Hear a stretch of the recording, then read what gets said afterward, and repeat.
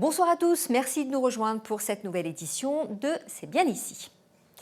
Il y a 10 ans, 20% seulement de nos voitures étaient équipées de boîtes automatiques. Aujourd'hui, la tendance s'est inversée, ce sont 80% des véhicules neufs qui en sont pourvus.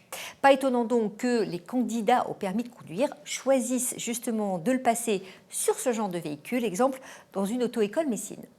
Alors en boîte automatique, nous avons 2 pédales, d'accord ? La pédale de frein, la pédale d'accélérateur. Est-ce que vous pouvez m'identifier les 2 pédales ? Accélérateur. Voilà, donc on utilise principalement le pied droit pour switcher entre l'accélérateur et le frein. Donc en boîte de vitesse, c'est très succinct, hein. Donc on a le R qui veut dire La marche arrière. recul, voilà, Neutre. le neutre, Départ. voilà, un D de drive, voilà, hein, pour démarrer le véhicule. Future alternante, Anna-Grace Moulamba a besoin du permis de conduire pour poursuivre ses études. On va essayer de faire ça aujourd'hui. À 18 ans, elle a fait le choix de conduire une voiture équipée d'une boîte automatique, un choix qu'elle a longuement mûri. Je suis pas une personne qui aime vraiment conduire, donc je me suis dit que peut-être en boîte automatique, ce sera plus facile d'apprentissage pour moi. Donc c'est pour ça que j'ai choisi la boîte automatique. Je regrette pas du tout. J'ai même pas envie de savoir les 3 pédales qu'il y a sur la boîte manuelle. Les 2 pédales, elles me vont très bien. Ce qui diffère un petit peu de l'apprentissage en boîte manuelle, c'est qu'on a beaucoup de temps pour s'occuper de l'environnement. Tout ce qu'il y a à droite, à gauche, les piétons, la signalisation verticale, horizontale.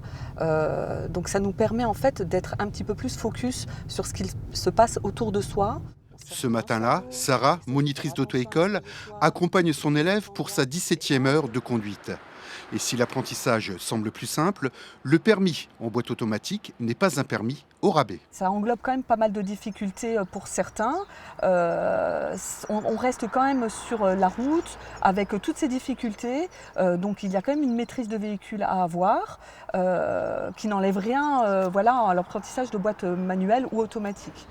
Ce permis, qui ne nécessite que 13 heures de formation, est donc moins cher, de l'ordre de 20 à 30%. Mais il est un peu plus contraignant. Un conducteur titulaire d'un permis boîte automatique doit repasser par la case auto-école pour conduire une voiture en boîte manuelle. Il y a une passerelle en fait de boîte automatique vers boîte manuelle.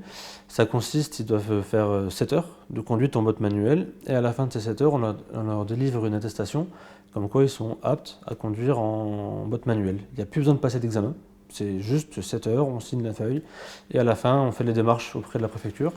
Et l'engouement pour les boîtes automatiques se ressent aussi sur le marché du particulier. Dans le Grand Est, entre 75 et 80% des voitures vendues en sont désormais équipées. On est confronté à une circulation, bien souvent dans les grandes villes, une circulation qui n'est pas fluide et qui va faire en sorte que si on était en boîte manuelle, on est sans arrêt obligé de changer de vitesse. C'est un problème que nous n'avons pas, que nous ne rencontrons pas avec une boîte automatique. Donc c'est un vrai confort de conduite et un vrai plaisir par rapport à ça, tout simplement. Mais les boîtes automatiques n'ont pas que des avantages, avec un coût d'achat et un coût d'utilisation plus élevé.